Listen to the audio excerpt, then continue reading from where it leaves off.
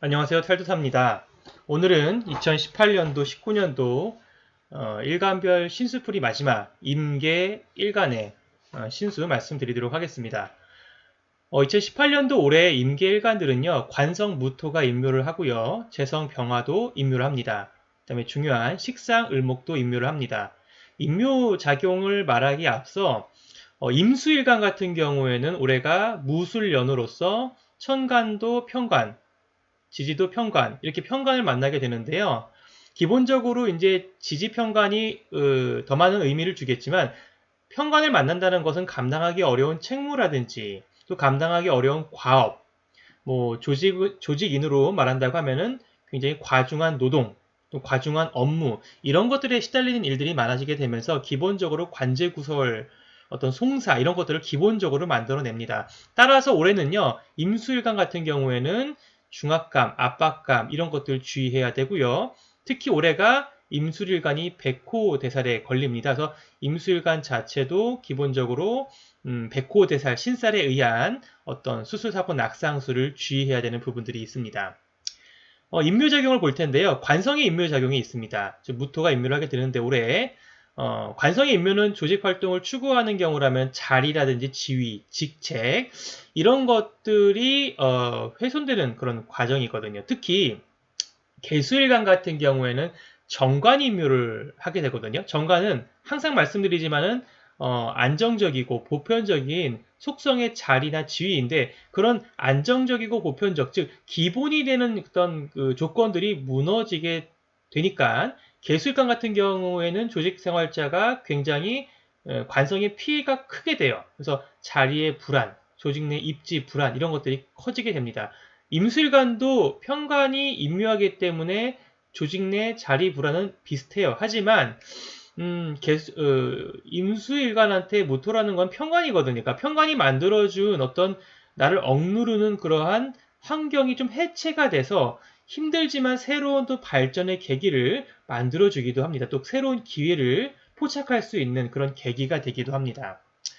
여성한테는 관성이 배우자거든요. 배우자로 인한 근심과 걱정이 좀 많아지는 시기가 되기도 해요. 즉 관성이 주는 혜택이 임묘작용 때문에 사라지기 때문에 배우자로 인한 근심 걱정이 많아지게 되는데 특히 개수일간 같은 경우에는 무토가 임묘하다 보니까 정관이 임묘를 하거든요. 정관은 진짜 남편이잖아요. 진짜 남편의 혜택이 사라지다 보니까 개수일간 같은 경우에는 그로 인한 근심 걱정이 매우 크게 되고요. 임수일간보다는 좀 더 피해가 크다 이렇게 보시면 돼요. 남자의 경우에는 관성이 자녀가 되기 때문에 자녀로 인한 근심 걱정, 또 자녀한테 입을 만한 혜택이 별로 없다는 뜻이 되겠죠. 인성의 임묘 작용은 인성이 아니네요, 그죠? 인성이 임묘 작용이 아니라 재성이 임묘 작용이 일어나네요. 병화가 임묘되니까. 그러니까 올해 이 임계일간한테는 재성이 임묘 작용이 발생하게 되는데 재성은 이제 현금 자체 유동성을 크게 만들어주는 어떤 존재거든요. 그러니까 재성이 임묘한다는 거는 현금 유동성이 크게 훼손이 됐다는 의미예요.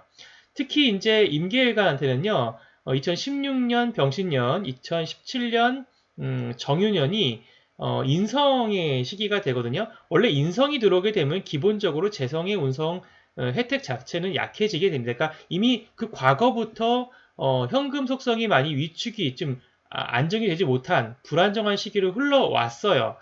흘러온 상태에서 올해 무술년이 가장 힘든 시기를 만든다는 거죠. 원래 인성의 시기에는요, 재산의 형태라든지 활동 형태가 문서 재산인 경우에 사실은 발달은 해요. 그렇지만 이게 문서 재산으로 준비를 안 한 사람은 힘들게 되거든요. 그러니까 올해도 그 연속성상에서 무술년, 2018년 무술년에 그러한 준비가 안 된 사람은 사실 고통이 굉장히 크다는 거죠. 재성이 임묘된다는 것은 가장 중요한 금전, 이 문제가 해결이 안 되기 때문에 그래서 좀 그런 부분이 준비가 안 된 사람 같은 경우에는 뭐 문서 재산으로 준비가 안 된 사람 같은 경우에는 올해도 임계 일간은 좀 피해가 큽니다. 임술관 같은 경우에는 이제 병화 편제가 임묘하다 보니까 꽁돈이나 의외의 소득 같은 경우가 잘 만들어지진 않아요. 개수일관 같은 경우에는 정제 병화가 임묘하다 보니까 안정적으로 주어져야 될 어떤 금전, 보편적으로 당연히 매달 매달 와야 될 그런 안정적인 금전 활동이 무너지다 보니까 일상생활 자체가 많이 무너지게 지게 되고요. 그로 인한 금전 고통이 임수일간보다는 좀 더 커지게 됩니다. 남자는 재성을 배우자로 보기 때문에 배우자의 혜택이 좀 사라지게 되겠죠. 배우자로 인한 근심 걱정, 배우자의 활동력 위축이나 건강 위축 등이 많이 발생을 합니다. 식상도 임묘를 하거든요. 적극적인 사회 참여가 사실 식상이에요. 예. 이런 어떤 식상이 임묘한다는 것은 활동력이 많이 커지지 않고 주로 이제 조용한 변화적인 조용한 생활을 좀 추구해야 되는 시기로 됩니다. 근데 올해가 이 개수일간한테는 식신이 임묘하는 시기가 돼요. 이 식신은 가장 보편적으로 주어지는 활동력, 즉 생명력과도 많이 연관이 있거든요. 보편적인 활동력이기 때문에 힘이 원천이 되는 건데 이 힘이 원천이 훼손된다는 것은 수명 불안과 건강 불안을 잘 만들어냅니다. 그래서 올해 개수일간은 수술사고 낙상을 또 주의해야 돼요. 아까 임수일간은 주의해야 된다고 했는데 그 이유가 뭐냐면은 백호대살이 되기 때문에 근데 개수일간은 식신이 임묘하기 때문에 수술사고 낙상을 주의해야 합니다. 올해 보면요. 식신이 임묘되는 것들이 몇 가지 일간들이 있어요. 간목일간이 병화 임묘되는 거 하고요. 병화일간이 무토, 식신 임묘하는 어떤 그 일간들, 이런 일간들, 특히 식신이 임묘할 때에는요, 건강 부분은 특히 주의를 해야 됩니다. 그래서 올해도 개수일간 건강 문제 신경 써야 돼요. 식상이 임묘한다는 것은 기본적으로 의식주 축소, 활동력 축소, 변화적은 생활을 추구해야 되는 시기로서 가야 되고요. 적극적으로 뭔가 새로운 일에 가담한다거나 새로운 무대를 만들어 갈 수가 없다는 뜻이 돼요. 그러니까 만들어 가면 좋지 못하다는 뜻이 됩니다. 또 식신이 임묘되다 보니까 여자는 자녀로 인한 근심 걱정, 자녀의 활동력 위축, 건강 불안 이런 것들을 올해 좀 겪고 가야 돼요. 내년 2019년이 되면요. 임계일간들은 이제 비겁을 만나는 시기가 되겠죠. 그러니까 아직까지는 현금 문제가 크게 해결된 시기는 아니에요. 불편한 시기가 18년도, 19년도에 쭉 이어집니다. 그러니까 19년도에도 불필요한 현금의 소모 지출은 계속 늘어나게 되다 보니까 타인과의 금전거래 주의하고 불필요한 금전의 소모 지출도 주의를 해야 합니다. 다만 좋은 점이 있다고 한다면 비겁이 들어왔기 때문에 내가 주변 사람들과 어깨동무하는 일들은 대체로 잘 이루어지거든요. 예, 원국에 따라서 내가 주도권을 잡아야 할지, 남이 주도권을 잡아야 될지는 좀 틀리겠지만, 어쨌든 간에 비겁이 들어온다는 것은 남과 어깨동무하는 어떤 환경에서는 긍정적인 작용을 해요. 즉, 주변인들과 합작하거나 협업하거나 동업을 이루는 환경 가정이 있다고 한다면 그 안에서는 좀 긍정적인 작용을 해요. 특히 내년에 해수에서는 간목이 장생을 하거든요.